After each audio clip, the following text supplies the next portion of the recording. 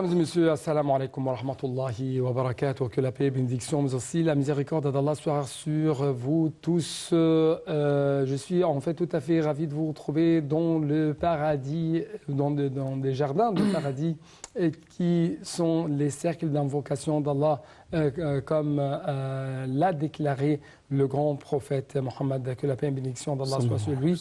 Dans cette nouvelle édition de Culture religieuse, nous allons jeter un peu plus de lumière sur le pèlerinage, mais cette fois-ci sur les avantages, les récompenses et qu'est-ce que ça veut dire la sacralisation et quelles sont les conditions de la sacralisation. Toutes ces choses vont être bien sûr discutées avec notre cher invité, Dr Sam Mandour, le grand professeur à l'Université de Lazare. Vous êtes toujours bienvenu. Merci. Merci beaucoup. Et donc, très rapidement, chers téléspectateurs, nous devons vous poser cette question. Quelles sont les récompenses, les mérites consacrés par Allah à ses visiteurs? Oui, bismillahir rahmanir rahim. Alhamdulillah, wa salatu wa salamu ala sayyidina rasulillahi wa ala alihi wa sahbihi wa man wala. Rabbi shrah li sadri wa yassir li amri wahlul 'uqdatan min lisani yafqahu qawli. Bien sûr, vous avez commencé à parler de grands mérites et des grandes récompenses qu'attendent les visiteurs d'Allah. Puisque quand on commence à faire le pèlerinage, on est les visiteurs d'Allah. Et même quand on fait la prière dans la mosquée, on est aussi les visiteurs d'Allah. Et comme le dit le prophète dans un hadith, فَحَقٌّ عَلَى الْمَزُورِ أَنْ يُكْرِمَ زَائِرَهُ. C'est-à-dire, on se rend à la mosquée pour rencontrer Allah. Et on se rend au lieu sacré de la Mecque et les autres endroits où l'on doit faire les rites de pèlerinage à la rencontre d'Allah subhanahu wa ta'ala. Et en attendant de revenir, ayant tous les péchés effacés. Et donc, vous avez plusieurs récompenses. La première, vous êtes à la proximité du Seigneur. Vous êtes dans l'enceinte d'Allah, haramullah.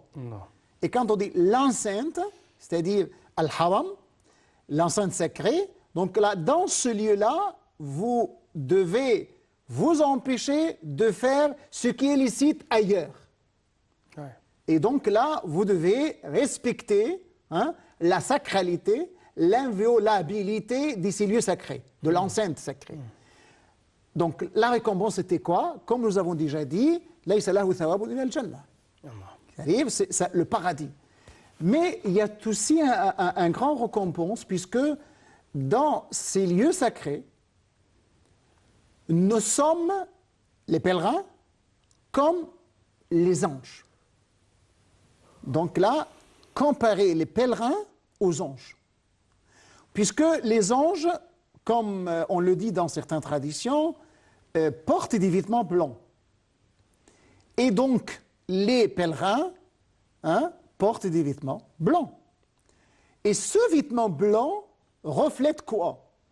Reflète la pureté du cœur, la sérénité de l'âme qu'un pèlerin doit posséder. Et si vous êtes ainsi pendant la période de pèlerinage, vous devez l'être tout au long de votre vie. Donc là, pour vous, en tant que musulman, c'est un stage de formation pour vous habituer à avoir la pureté du cœur et la sérénité de l'âme. Et pourquoi on atteint même un degré au-dessus des anges. Puisque, vous savez, le jour de Arafah, et nous savons bien que Al-Hajj Arafah, c'est-à-dire Arafah, c'est l'un des piliers de pèlerinage. Sans faire le stationnement à Arafah, votre pèlerinage est nul, est invalide. Et donc, quand on est à Arafah, tous les pèlerins de tous les pays du monde, là c'est un signe, c'est un avantage social, un avantage communautaire, un avantage universel. Puisque vous savez, on est combien de pèlerinages chaque année? On est normalement plus de 2 millions. Vous imaginez 2 millions hommes, individus, personnes, qui se trouvent dans le même endroit. portant les mêmes vêtements, disant les mêmes invocations et les mêmes paroles. On est occupé de quoi? On est préoccupé de l'invocation, de dua, de récitation, qira'atul Qur'an, d'écoute de khatib. Donc on est dans un acte d'adoration continu tout au long de la journée. Et à la fin de la journée, Allah dit, Allah yubahi bihim malaikatih. C'est-à-dire Allah est fier de ses serviteurs devant ses anges. Et là, on est à peu près dans un degré plus proche au plus supérieur que les anges aussi.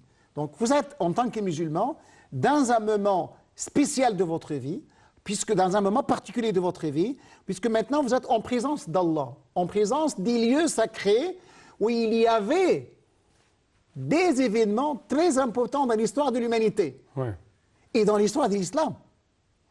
Vous avez deux choses à la fois.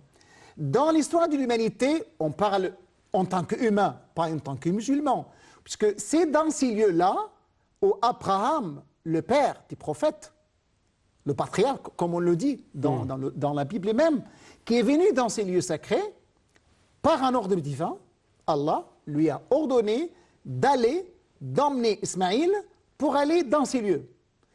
Ces lieux qui étaient un culte, qui étaient un désert, qui n'a ni eau, ni manger, ni rien du tout. Auprès, Ni vie, il n'y avait pas de vie. il n'y a pas de vie. Il n'y avait pas de vie. Un désert. Un désert. Ouais. Il n'y a que les assises de la mosquée d'Allah qui est encombrée. Personne ne sait pas où exactement la maison sacrée d'Allah. Ouais. Et c'est Allah qui va demander à Abraham et à Ismaïl après d'élever les assises déjà encombrées de la maison sacrée de la Kaaba. Il y a une longue et profonde histoire concernant le Hajj. Oui. Donc vous avez dit que Abraham, au patriarche, a construit bien sûr. Mais d'abord, on mosquée. a amené Ismaïl Ouais. avec Hajar l'égyptienne. Attention, Hajar l'égyptienne. Ouais. Donc là, l'Égypte est toujours là. Parce que Hajar était une égyptienne. Et donc avec Hajar l'égyptienne, ici dans ce lieu, donc il y a les bénédictions qui se succèdent. Puisque vous avez, on essaye de résumer quand même, vous avez le puits de Zamzam qui jaillit, qui surgit, donc dans ce moment-là, et juste à côté de la maison sacrée. Là, on commence à avoir une certaine vie dans ces lieux, puisqu'on commence à avoir de l'eau. Et c'est l'eau qui a la source de la vie. Et quand on a commencé à avoir l'eau, il y avait des tribus qui commencent à se regrouper autour de ces lieux. Et ensuite, après un certain temps, Allah a ordonné à Ismaïl d'élever les assises de la mosquée, c'est-à-dire de reconstruire, puisqu'il y avait déjà les assises, de reconstruire la maison sacrée de la Mecque. Et après avoir terminé cette construction, lui et son fils Ismaïl, il y avait un autre culte, un autre rite. Il y avait le rite du sacrifice, puisque là, après le Hajj, et la fin de Hajj, c'était quoi? Le jour de sacrifice. Vous avez Yom Arafah, et juste le deuxième jour, c'est-à-dire le 10e jour de Dhul Hijjah, c'était quoi? C'était le jour de sacrifice. Un jour de sacrifice pour le pèlerin et pour nous. Pour le pèlerin, puisque le pèlerin est là, il peut aussi égorger les offrandes, ce qu'on appelle les bêtes sacrificiales. Et nous aussi, en tant que musulmans qui n'ont pas la capacité d'aller faire le pèlerinage, il y a de la sunna du prophète aussi de faire l'udhiyah, le sacrifice. Donc là, vous avez l'histoire qui continue toujours. Vous avez cette continuité, des messages divins. On est toujours, on respecte toujours, on fait toujours. L'acte est déjà commencé, déjà lancé par Abraham. Et on fait toujours le sacrifice. Parce que le sacrifice était pourquoi? C'était pour sacrifier et pour racheter Ismaïl.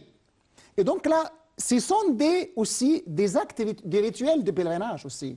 Et donc dès qu'on termine la construction, Allah a ordonné à Abraham d'appeler tous les gens وأذن في الناس. à faire le pèlerinage. وأذن Vous في avez, الناس vous avez بالحج. même dans le Coran, vous avez beaucoup des endroits, beaucoup de versets qui parlent de Hajj. Et là, vous avez le sourate Al-Hajj.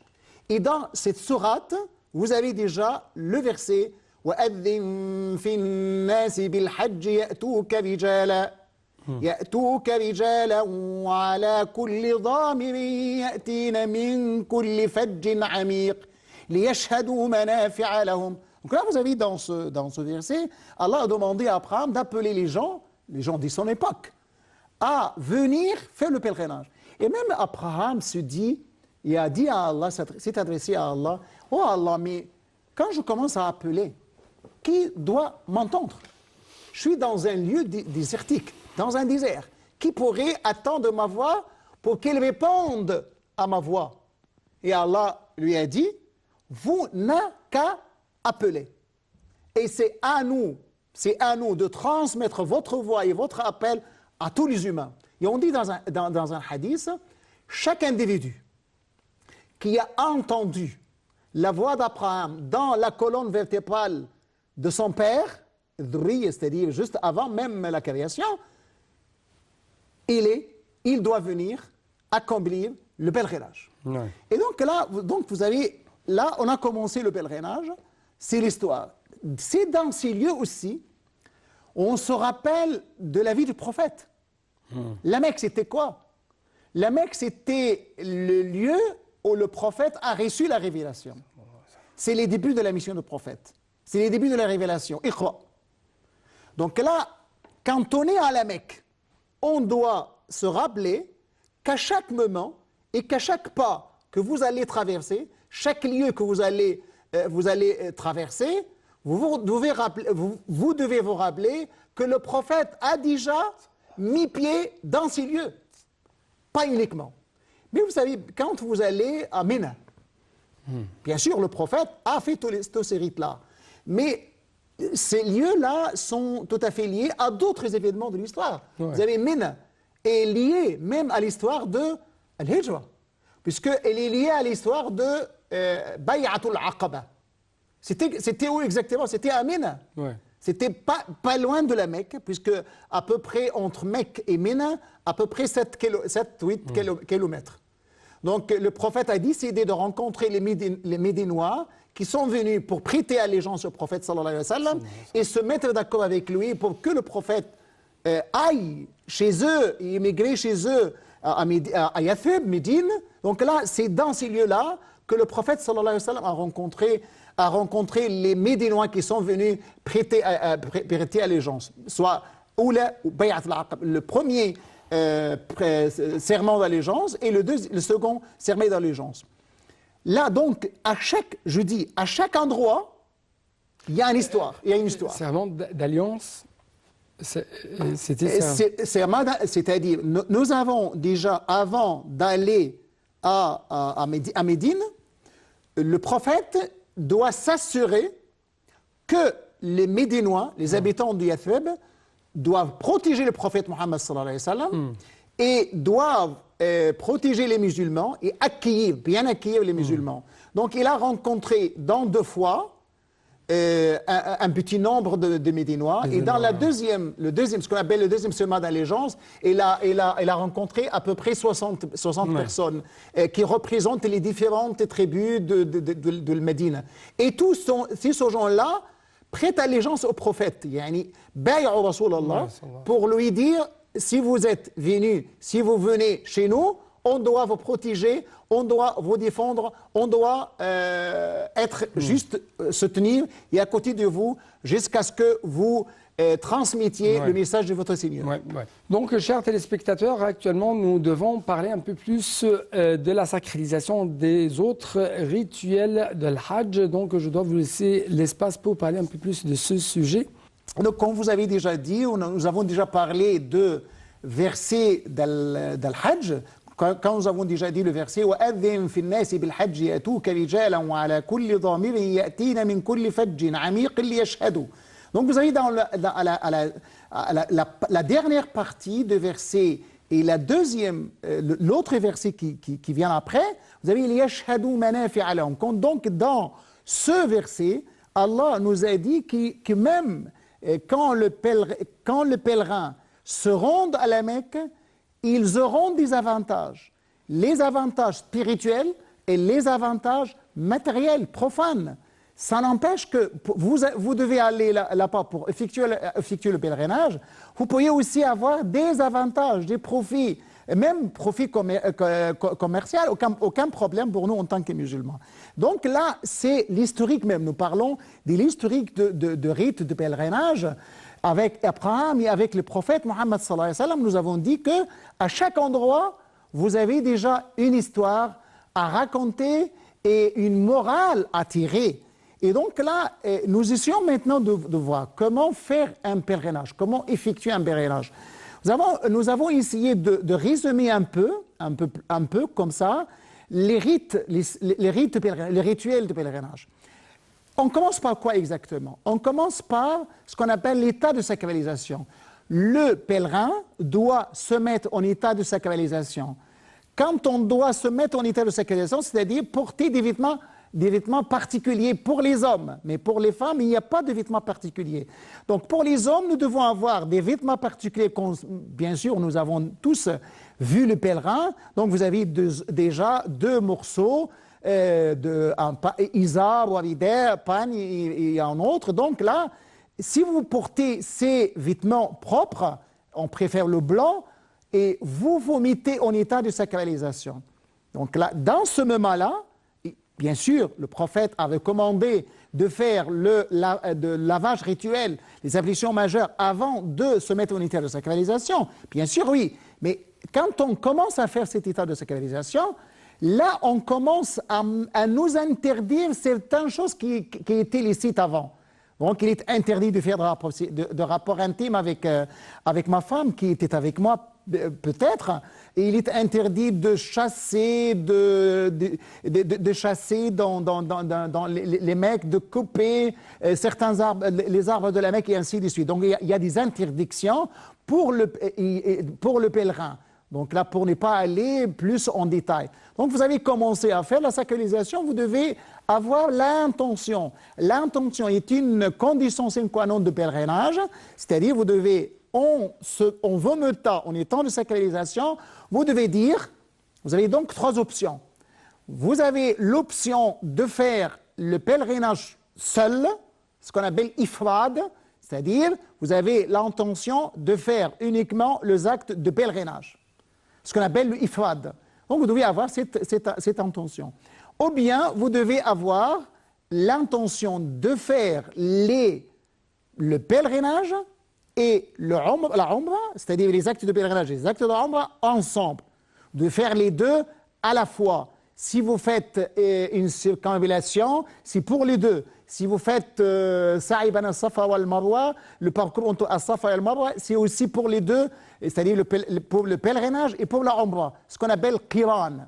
Mais il y avait une troisième intention, c'est-à-dire l'intention d'effectuer d'abord la Umrah et ensuite se désacraliser, porter les vêtements ordinaires en attendant le 8e jour de Dhul Hijjah pour se mettre encore une fois de nouveau en état de sacralisation, ce qu'on appelle tamattu'.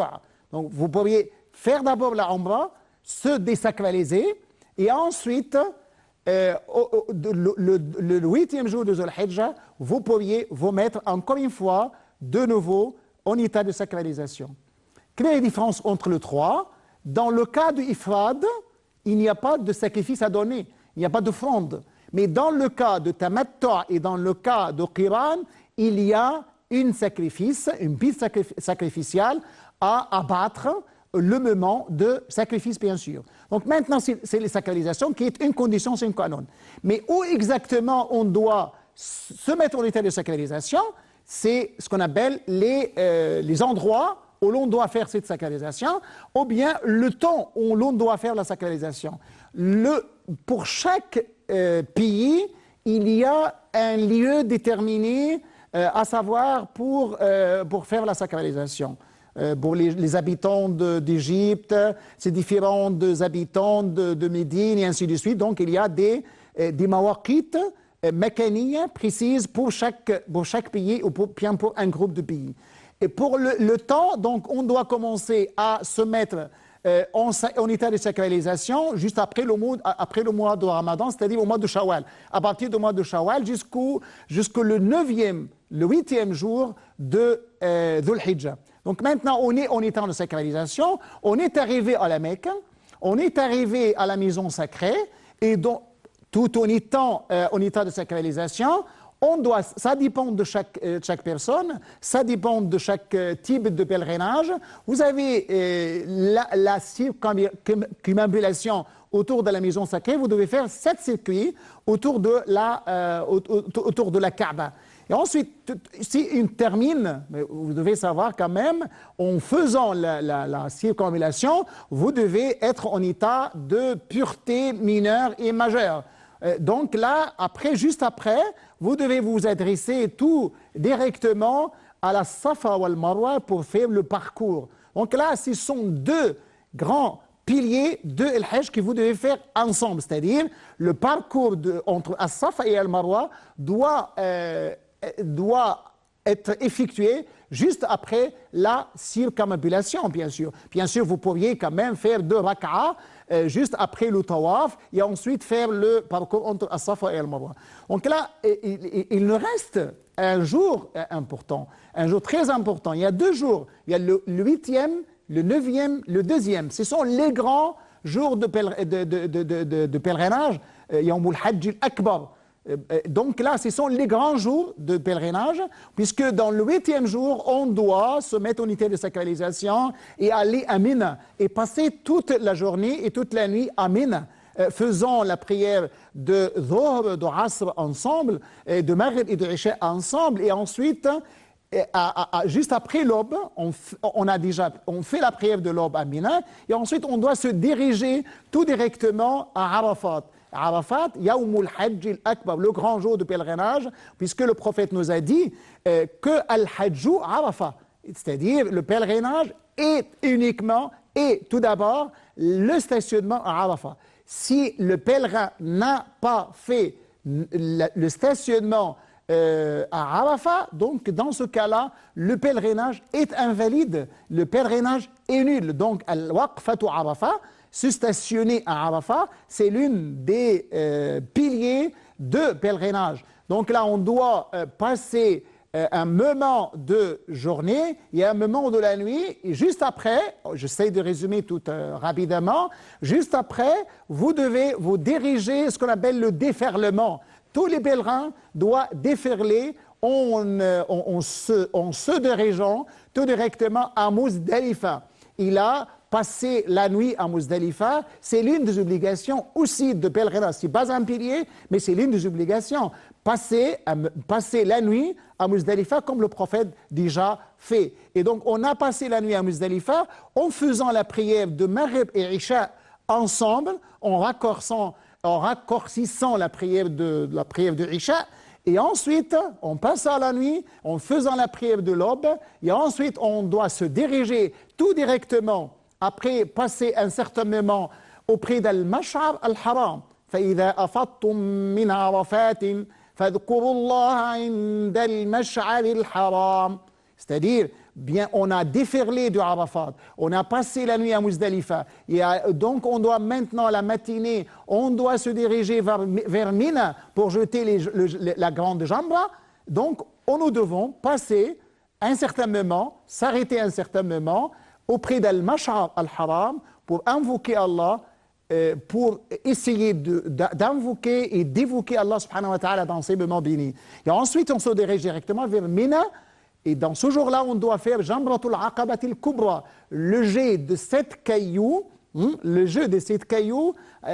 auprès d'Al-Jamra al-Kubra, la grande stèle, représente le Satan. Là, dans ce cas, ça symbolise même le combat que doit mener le musulman contre lui-même, contre sa passion et contre Satan, bien sûr.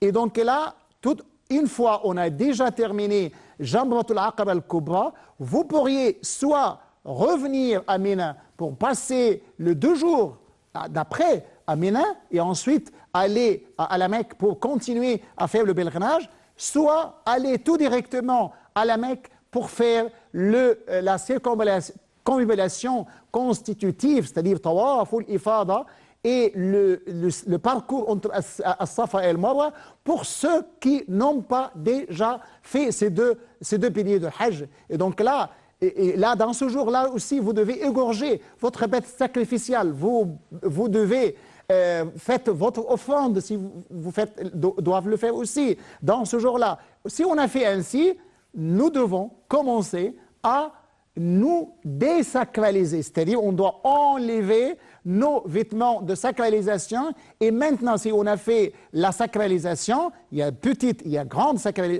désacralisation, dans ce cas-là, on doit avoir nous permettre, il y a quelque chose qui est interdit, qui est devenu licite pour nous. Donc là, et ensuite là, avant de quitter la Mecque, vous devez, en tant que c'est un signe de respect pour la maison d'Allah subhanahu wa ta'ala, le musulman doit faire ce qu'on appelle la circumambulation d'adieu, ce qu'on appelle tawaful wada'. Donc là, pour dire à la Mecque, Allahumma la taj'al hadha akhir ahdi bi baytik, c'est-à-dire on invoque Allah subhanahu wa ta'ala en lui disant, oh Allah, n'oubliez pas faire que cette visite que j'ai fait maintenant, que j'ai effectuée maintenant, la dernière pour moi, c'est-à-dire faites que je puisse revenir ici pour faire soit la Umrah, soit le pèlerinage. Puisque là, le prophète sallallahu alayhi wa sallam nous dit dans un hadith, le pèlerinage au pèlerinage et de Umrah à la Umrah dissipe et efface les péchés entre eux et même élimine tout ce qui est mal pour l'homme. Donc nous, en tant que musulmans, nous croyons bien au hadith du prophète sallallahu alayhi wa sallam, man hajja falam yarfuth walam yafsuq raja'a min dhunubihi kayawmi waladathu ummuhu, c'est-à-dire celui qui effectue le pèlerinage tout en évitant de prononcer de paroles mensongères et de proférer des insultes contre quelqu'un d'autre, faire tout ce qui n'est pas bien en tant que musulman, dans ce cas-là, il doit revenir de son pèlerinage comme il l'était déjà quand sa mère l'a mis au monde, c'est-à-dire il revient tout né, tout propre, parce que tous ses péchés ont été déjà effacés. C'est le grand mérite d'Allah subhanahu wa ta'ala, puisque dans ce voyage spirituel, vous avez pourvu de la crainte d'Allah, de l'unicité d'Allah, puisque vous avez toujours répété labbaik Allahumma labbaik, c'est-à-dire vous devez vous habituer à répondre hâtivement et rapidement aux appels d'Allah subhanahu wa ta'ala. Labbaik Allahumma labbaik. Donc là, dans ce cas-là, nous devons dire cette formule-là, labbaik Allahumma labbaik, dans tous les actes de notre vie, puisque normalement, dans votre vie, vous devez répondre le jour au jour, le moment, à chaque moment, vous devez répondre à l'appel d'Allah subhanahu wa ta'ala en disant toujours, soit dans les lieux sacrés où vous devez faire le pèlerinage, soit ici, labbaik Allahumma labbaik, labbaik la sharika laka labbaik, c'est-à-dire, je réponds à votre appel, Allah.